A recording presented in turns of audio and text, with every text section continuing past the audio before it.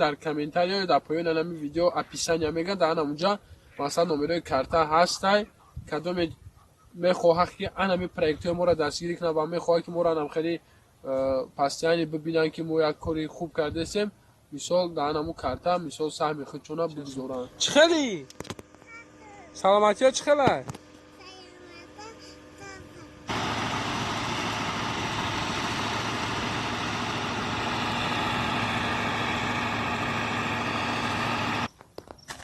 این همه چیزاش خریدیم و آوردیم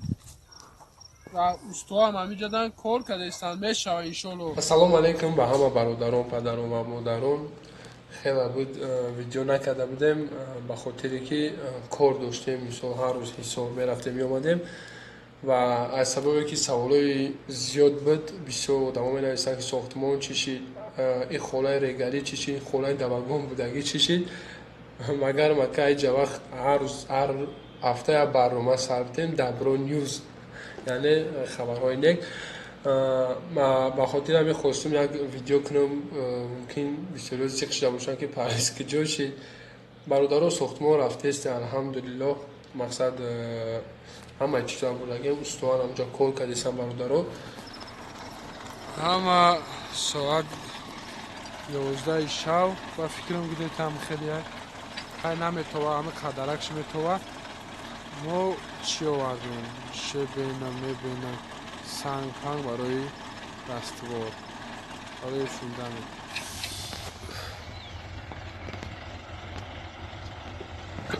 کل داشتش میکنم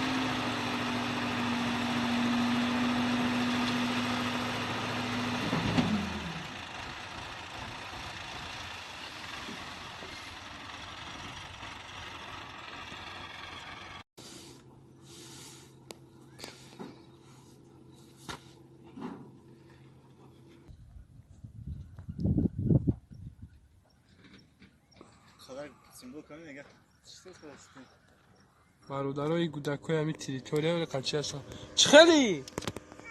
سلامتی ها چخلی سلامتی ها سازه دادا چخلی. هی جا این قشلاق چی نام داره؟ این قشلاق چی نام داره؟ ها؟ ها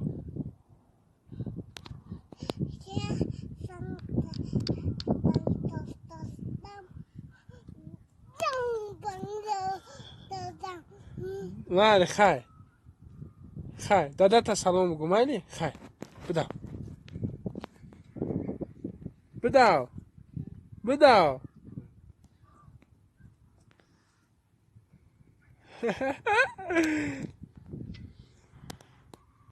السلام علیکم به همه برادرها به همه نفرایی که ما را تماشا میکنن. برادرها زنده و سلامت باشین. برادرها ساختمان رفته است چه که خودتون دیدین همینجا ما ساختمان کرده استیم. برادرها بسیاری در کامنتاریا یا در اینستاگرام من مینویسن که اکم ساختمان چه شید. ما برادرها اگه مثلا فوندامنتش برزیم بگیم اینا فوندامنتش ریختیم دیوارش بخزونیم بگیم اینا دیوارش خزوندیم. مقصد این طریق کردن نمیتونیم. همین خونه که خست انشاءالله همتون میبینید خدا خواهد. رفته است ساختمان ممکن یکم 20 روز پس یا 15 روز پس خیلی خدا خودش میدونه انشاءالله چی میکنیم. بعد ویدیوش هم میپرتویم میبینید انشاءالله. همین مقصد دیگه که ساختمان رفته است برادران تشویش نکشین انشاءالله.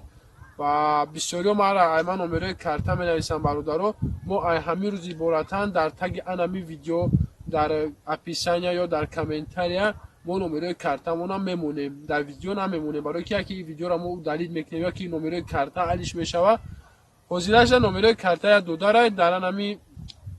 پایان نمی لوگوی ویدیو ما بدروین در کامنتار یا در پایان نمی ویدیو اپیسانی میگن در اونجا مثلا نمره کارت هست کدوم میخواه که انمی پروژه ما را دستگیری کنه و میخواه که ما را هم خیلی پستیانی ببینن که ما یک کاری خوب کرده سیم مثال در همون کارتا مثال سهم خودشون بگذارن در همون یالو خداوند گابون تا باشه ما در برای کور برادرها شما دم برای کور خیلی ما چیزاش خریدیم و آوردیم و استا هم همینجا دارن کار کرده استن میشه انشالله خاناتون بخدو کلیونچیک بیاریم کلیونچیک و یک چیز دیگه گفتنی میتونم که یک خبری بد دارم یک خبری خوش خبری بعدش همیه بارداره وقتی که ما ویدیو موندیم برای همون آدمی که مادری که در نهایت ترسونزاده در ماگ زندگی میکرد ما پاپرسید کردیم بارداره که زمین بتین متاسفانه یکم انسان ایرگر پیدا نشید از ترسونزاده نگفت که مقصد برادر اینها مقصد دستوتی زمین مرحمت هزار رحمت برادرایی که پیشنهاد کردن ای وحدت با ای حصار ای کلوب ای وسه ای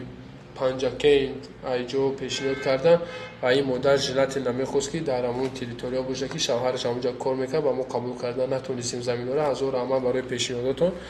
و خبر خوشش همیه که برادرها هزار رحمت به حکومت نوحیه ترسونزاده همه چیز با کلای خودش گیری و گفت که ما همشه خودمون جابجا میکنیم زمین جدا میکنیم وقت ما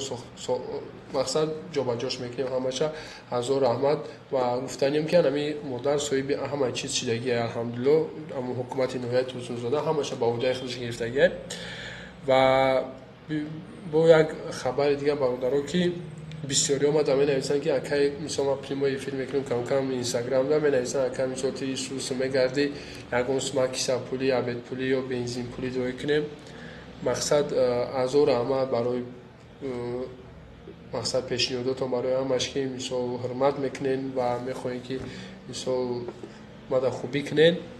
ازور احمد معمول پولی که شما ماده میگین من قبول کردم ازور احمد و در عوض این من شما در یک پیشنهاد دارم برادران کدومی که میخواهم حقیقتا در من دستگیری کنم و من یک کانال میکشم یعنی شما من دستگیری کنین من شما را دستگیری میکنم چگونه مقصد ما یک کانال میکشیم به نام کوفت تی جی سیلکش در پایین همین ویدیو میمونم مقصد میجکن میدوریم پریم همون سایت مقصد کوفت تی جی در این سایت ای کی ای آیا برادر ما یعنی آیا اپراتوری که ما را ضبط میکنه مونتاژ میکنه آیا همین آدمه هر یک درآمدی که اینمو میشه و ما انمی آدم نمیتیم مقصد این زندگی دوره و مقصد کارش پیش ببره و مقصد خوبی شما دمو میکنه و ما میخوایم که خوبی شما را با دیمورا بگردونیم یعنی شما دمو خوبی ما در شما خوبی ما در شما چیه ما در این کانال کوفت تی جی یعنی شما یگون پاسپورت رو گم میکنید یگون داکیومنتات رو گم میکنید یگون آدم گم میشه و یگون خونه فروشی ماشین فروشی خلاص همین ابیلیدنیو را مثلا ما در همین نمره که در پایان اکران دیده استین در همین نمره واتساپ وایبر میپرتوین و ما هر هفته 3 بار ویدیو میکنیم و میپرتویم خلاص دیگه هر تنگایی که در همین کانال میدرویا فایده ما میخوایم که همین اپراتورمون بتیم و اپراتور ما کلی ما را خوبتر پیش ببره برای که اگر این زندگی دوره به اولیک نمیشه و ما درآمد نداریم که مثلا مردک اولیک شب تیم یا بنزین پولی کنیم یا آرنده پولی بتیم زورمون راستی گم نمیرسه بخاطر همین کدومی که میخوام ما دستگیری کنم مثلا ما هم در این وضعیت همین دستگیری که شما ماده میکنیم ما هم شما دستگیری میکنیم همین کانال برای شما شدیم یعنی کوفت تی جی باقی در همون الله خداوند نگهبان برادران ان شاء الله ساختمان پانی به اتمام برسه ما حتما نوار میکنیم شما در نشون میدیم